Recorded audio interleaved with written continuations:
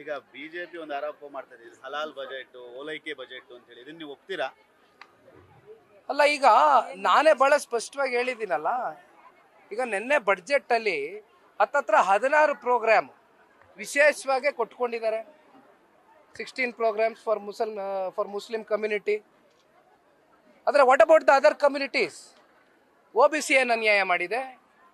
ಪರಿಷ್ಠ ಜಾತಿ ಪರಿಷ್ಠ ಪಂಗಡ SC ST ಏನು ಅನ್ಯಾಯ ಮಾಡಿದೆ? ಯಾಕೆ ಸ್ಪೆಷಲ್ ಅಟೆನ್ಷನ್ ಕೊಟ್ಟಿಲ್ಲ? ಯಾಕೆ ಮುಸಲ್ಮಾನರಿಗೆ ಮಾತ್ರ ಕೊಟ್ಟಿದ್ದೀರಿ? ಇದ್ರ ಬಗ್ಗೆ ಪ್ರಶ್ನೆ ಮಾಡಲೇಬೇಕಲ್ವಾ? ಸುಮ್ಮನೆ ಇಲ್ಲಿ ಪೊಲಿಟಿಸೈಸ್ ಆಗಿ ಮಾತನಾಡ್ತಕ್ಕಂಥದ್ದಲ್ಲ. ಆದರೆ ಯಾವ್ಯಾವ ಸಮುದಾಯಗಳಿಗೆ ನಿಜಕ್ಕೂ ನೀವು ಸಾಮಾಜಿಕವಾಗಿ ಆರ್ಥಿಕವಾಗಿ ನೀವು ಶಕ್ತಿಯನ್ನು ತುಂಬಿಸ್ತಾ ಇದ್ದೀರೋ ಇಲ್ವೋ ಅಂತಕ್ಕಂಥದ್ದು ನಿಮ್ಮ ಆತ್ಮಸಾಕ್ಷಿಗೆ ನೀವೇ ಪ್ರಶ್ನೆ ಮಾಡ್ಕೊಳ್ಬೇಕಾಗ್ತದೆ. ಜೊತೆಲಿ ಕನ್ನಡಿಗರಿಗೂ ನೀವು ಉತ್ತರ ಕೊಡಬೇಕಾಗ್ತದೆ. ಈ ಬಡ್ಜೆಟ್ನಲ್ಲಿ ಏನು ಮಂಡನೆ ಮಾಡಿದಿರಿ, ಇದ್ರ ಮೂಲಕ ಸ್ಪಷ್ಟವಾದಂಥ ನಿಮ್ಮ ಸಂದೇಶ ಏನು ಅಂತಕ್ಕಂಥದ್ದನ್ನ ಮತ್ತೆ ಈ ರಾಜ್ಯದ ಮುಖ್ಯಮಂತ್ರಿಗಳೇ ಹೇಳ್ಬೇಕಾಗ್ತದೆ. ಒಂದು ಕಡೆ ಯೂನಿವರ್ಸಿಟಿಗಳು ಮುಗಿಸ್ತಾ ಇದ್ದಾರೆ, ಇನ್ನೊಂದು ಕಡೆ 100 ಉರ್ದು ಸ್ಕೂಲ್ಗೆ 100 ಕೋಟಿ ರೂಪಾಯಿ ಕೊಟ್ಟಿದ್ದಾರೆ. ಉರ್ದು ಸ್ಕೂಲ್ಗೂ ದುಡ್ಡು ಕೊಟ್ಟಿದ್ದಾರೆ, ವಫ್ ಬಿಲ್ಡಿಂಗ್ ಕಟ್ಟಡ ಕಟ್ಟಲಿಕ್ಕೂ ದುಡ್ಡು ಕೊಡ್ತಾ ಇದ್ದಾರೆ. ಈ ರೀತಿ 16 ಪ್ರೋಗ್ರಾಮ್ಗಳು, ಲಿಸ್ಟ್ ಆಫ್ ಪ್ರೋಗ್ರಾಮ್ಸ್ ನಾವು ನೋಡ್ತಾ ಇದ್ವಿ ಬೆಳಗ್ಗೆ ಪತ್ರಿಕೆಯಲ್ಲಿ ಅಬ್ಸರ್ವ್ ಮಾಡ್ತಾ ಇದ್ವಿ. ಇದು ನೀವು ಹೇಳ್ದಂಗೆ ವಿಶ್ವವಿದ್ಯಾಲಯಗಳು ಇವತ್ತು ಏನು 350 ಕೋಟಿನೋ ಎಷ್ಟು ಹಣಕಾಸು ಬೇಕು ವರ್ಷಕ್ಕೆ. ಇದೇನು ನಡೆಸ್ತಕ್ಕಂಥದ್ದೇನು ದೊಡ್ಡ ವಿಷಯವೇ? Why are they not managing the funds appropriately? Why are they mismanaging the funds? ಇಷ್ಟು ಸಂಪತ್ಭರಿತವಾದಂಥ ರಾಜ್ಯ ಮಾತ್ರ 4,09,000 ಕೋಟಿ ಬಡ್ಜೆಟ್ ಮಂಡನೆ ಮಾಡಿದ್ದೀವಿ ಅಂತೀರಿ.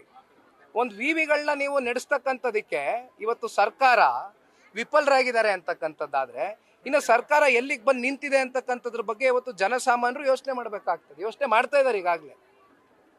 ಅಲ್ಪಸಂಖ್ಯಾತರಿಗೆ ಶಿಕ್ಷಣದ ಪ್ರಮಾಣ ಕಡಿಮೆ ಆಗಿದೆ, ಅವ್ರಿಗೆ ಶಿಕ್ಷಣ ಕೊಡೋದು ಬೇಡವಂತ ಖುದ್ದು ಮುಖ್ಯಮಂತ್ರಿಗಳೇ ಹೇಳಿದ್ದಾರೆ. ಎಲ್ಲ ಕೊಡ್ಲಿ, ಧಾರಾಳವಾಗಿ ಕೊಡ್ಲಿ, ಆದರೆ ಸಮಾನತೆಯ ಒಂದು ದೃಷ್ಟಿಯಿಂದ ತೀರ್ಮಾನಗಳು ತಗೊಳ್ಳಿ.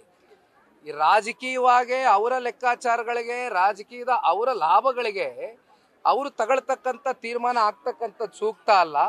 ಯಾವ್ಯಾವ ಸಮುದಾಯಗಳು ಸಮಾಜಗಳು ನಿಜಕ್ಕೂ ಹಿಂದುಳಿದಿದೆ ಅಂಥವ್ರಿಗೆ ಸಮಾನವಾಗಿ ಕೊಡ್ಲಿ ಅಂತಕ್ಕಂಥದ್ದು ಇವತ್ತು ವಿರೋಧ ಪಕ್ಷದ ಸ್ಥಾನದಲ್ಲಿರ್ತಕ್ಕಂಥ JDSನ ಆಗ್ರಹ ಅಷ್ಟೇ. SC ST ಅವರಿಗೆ ಸರ್ ಈಗ ಕೇಂದ್ರ ಎಷ್ಟು ಮೀಸಲಿಟ್ಟಿದೆ, ಇವರಿಗೆ ಏನ್ ನೈತಿಕತೆ ಇದೆ ಬಿಜೆಪಿ JDS ಮಾತಾಡ್ಲಿಕ್ಕೆ ಅಂತ ಖುದ್ದು ಸಿದ್ದರಾಮಯ್ಯ ಹೇಳಿದ್ದಾರೆ. ಈಗ ಅಪ್ಪರ್ ಭದ್ರಾ ಯೋಜನೆ 2023-24 ಬಡ್ಜೆಟ್ನಲ್ಲಿ ಅಲೋಕೇಶನ್ ಮಾಡಿದ್ರು. 5,300 ಕೋಟಿ ರೂಪಾಯಿ ಅಷ್ಟು ಬಡ್ಜೆಟ್ ಅಲೋಕೇಶನ್ ಮಾಡಿದ್ದಾರೆ.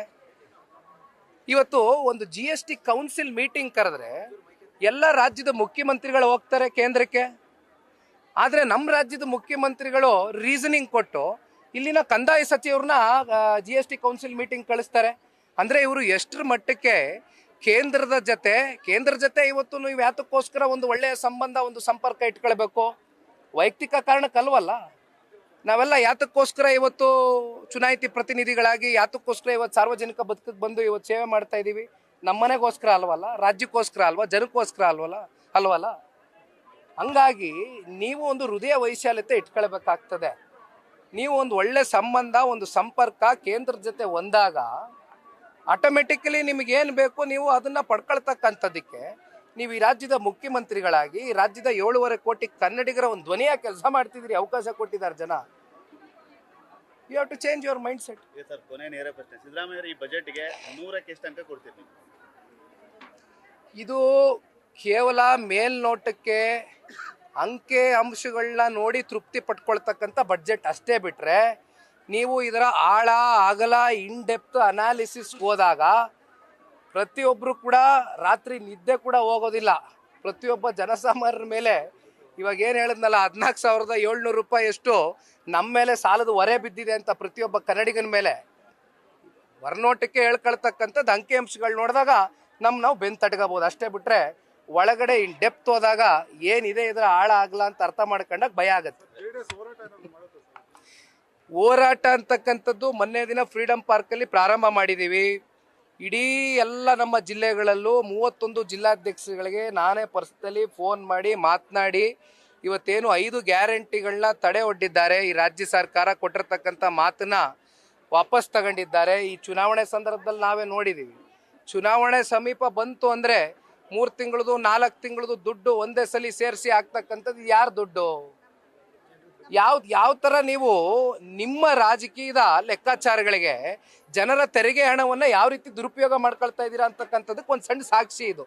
ಹಾಗಾಗಿ ಮೊನ್ನೆ ದಿನ ಇಡೀ ರಾಜ್ಯಾದ್ಯಂತ ನಮ್ಮ ಜಿಲ್ಲಾಧ್ಯಕ್ಷಗಳ ನೇತೃತ್ವದಲ್ಲಿ ಹೋರಾಟ ಆಗಿದೆ. DC ಕಚೇರಿಗೆ ಹೋಗಿ ಮೆಮೊರೆಂಡಮ್ ಸಲ್ಲಿಸಿ ಬಂದಿದ್ದೇವೆ. ಹೋರಾಟ ನಿರಂತರವಾಗಿ ಈ ಸರ್ಕಾರದ ವಿರುದ್ಧವಾಗಿ, ಭ್ರಷ್ಟ ಸರ್ಕಾರದ ವಿರುದ್ಧವಾಗಿರುತ್ತೆ.